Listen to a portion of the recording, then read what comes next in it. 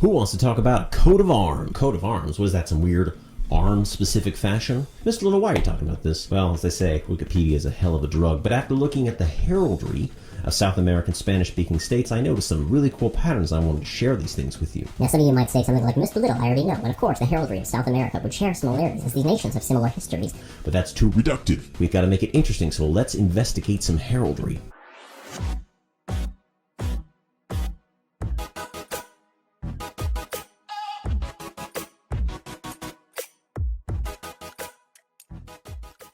My name is Mr. Little. Thank you so much for joining me. I sincerely hope that you and your loved ones are doing well in this time of COVID-19. What's heraldry? Heraldry is the science that relates to the design, display, and the study of armorial bearings, aka what was painted on armor back in the old days. Back in ye old days when warfare was more about kings calling together lords and vassals to fight. Call the banners. It was a problem if you didn't know who was where, so many military contingents took to wearing the symbols of their lord or otherwise leader. You see this across the world throughout history. A big part of heraldry is a coat of arms, and many modern nations have a coat of arms to go with their flag. For example, the United States' coat of arms is the eagle on the one side with the motto E pluribus unum and a few other symbols, and on the reverse side is the unfinished pyramid with the Eye of Providence and another motto in Latin, I approve, and the other words, the new order of the ages. Usually coats of arms have one or a combination of all the following: a shield, supporters, a crest, and a motto. Now, not every nation has a coat of arms. Some nations have emblems or a seal. For example, Japan has the imperial seal, or India, which has its national emblem. Other nations, for historic reasons, have rejected the idea of a coat of arms, like most socialist or communist nations, like the Soviet Union. Usually, an easy rule of thumb to tell the difference between a coat of arms and an emblem would be if it includes a shield.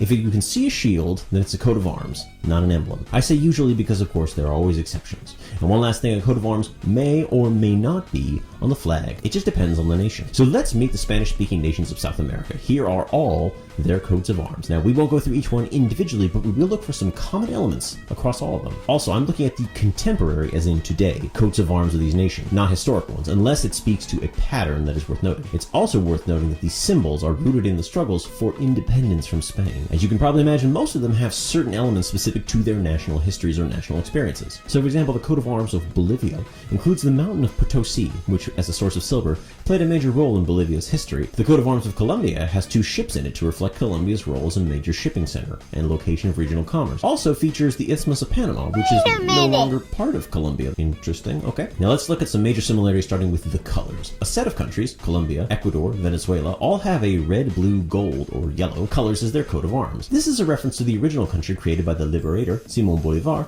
as a flag for the nation he hoped to create, Gran Colombia. Son. And though that nation did not work out as he hoped, nations involved in the short-lived republic kept the colors. The colors refer to the following. The yellow or gold reflects the richness of the nation, the blue for the importance of the ocean, or perhaps the ocean as a barrier to Spain, and last but not least the red as the blood of the patriots, which is a very common one across many nations. Interestingly, Bolivia also has a similar color scheme on its coat of arms, only swapping out blue for green because, you know, landlocked country. Actually, Bolivia did not used to be landlocked, but it lost its sea territory to Chile in a war, and hence even though Bolivia only has 9 provinces, there are 10 stars on the coat of arms, indicating that lost province. On the southern side of South America, two nations, Argentina and Uruguay, share a similar color scheme on their coats of arms, light blue and white. Colloquially, this is often said to represent the sky and the clouds, but historians disagree and point to the history of the region. Unlike northern South America, the revolutionaries in Argentina and Uruguay were fighting initially in the name of the rightful king of Spain from 1810 to 1816 because Napoleon had chased him off the throne. To this end, they took inspiration from a Spanish order, the Order of Charles III. Peep that swag. The flag ended up being kept once the struggle became one for independence because they had already used it. Let's talk zoology because there are some commonalities on the animal front too. For example, Ecuador, Chile, Bolivia, and Peru all have a large bird on their coat of arms. That's the Andean condor, the largest bird of prey in the entire world, and its range extends the length of South America, as you can see here. Though it should be noted that the very few condors actually live in Colombia, though there is a debate about removing the condor from the coat of arms. Can we also take a moment and appreciate how angry the Chilean condor looks? Damn, it's like someone took his empanadas or something. Also, for all you historic geographers, you know that the pre-Columbian Americas had only one pack animal family. You guessed it, the llama, and you guessed it, it appears on 2 coats of arms. Alright, well that's not completely true. The llama only appears on the Bolivian coat of arms. The coat of arms of Peru instead is a distant cousin of the llama, the vicuña. Though the very original Peruvian coat of arms did in fact have a llama, but it was changed in 1825 because I'm different, yeah, I'm different. Hey, are you into astrology?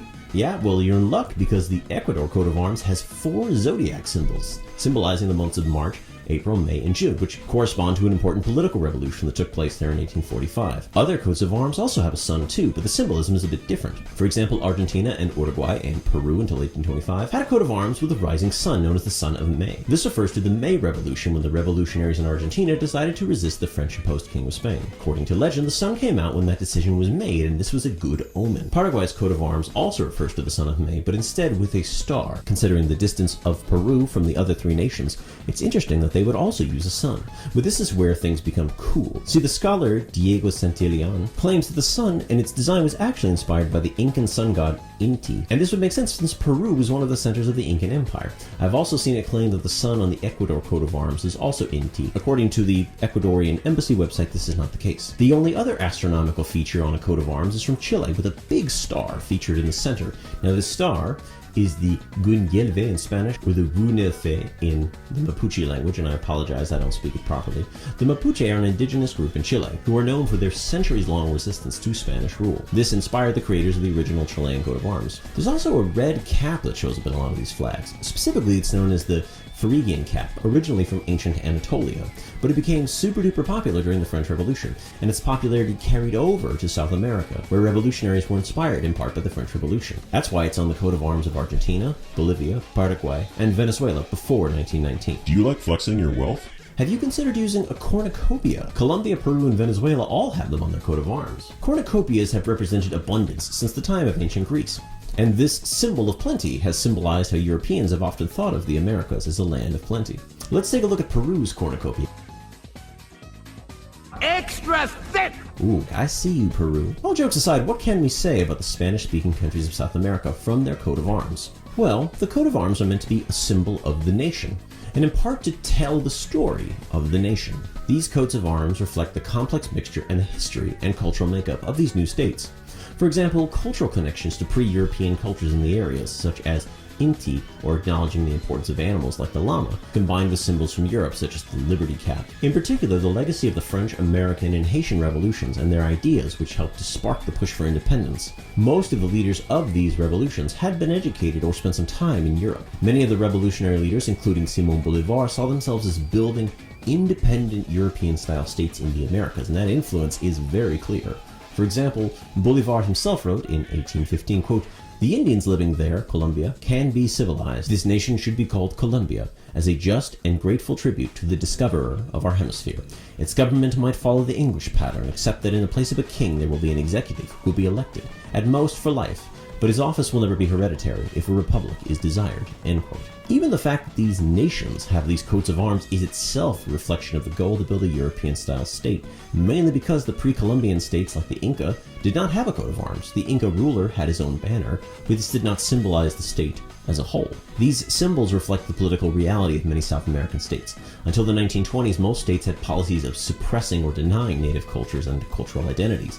Even after that, though, there's been very little indigenous influence in the political structures. Evo Morales' recent presidency was a major exception, where an indigenous person rose to the highest office in the land of a South American country. Despite being anywhere from 5 to 20% of the population of a country, the indigenous of South America had very little political influence. Coats of arms, emblems, and other symbols can be fascinating to examine for the history they tell. When put in their full context, they can be even more interesting. If you are curious, I would encourage you to go and further examine these coats of arms on your own time. But I sincerely hope you found this interesting, and if you enjoyed this, why not consider subscribing so that we can continue to explore and learn things together. You can also find me on Twitch, as well as on our Discord. But I want to thank you so much for joining me. My name is Mr. Little, and I'll see you next time.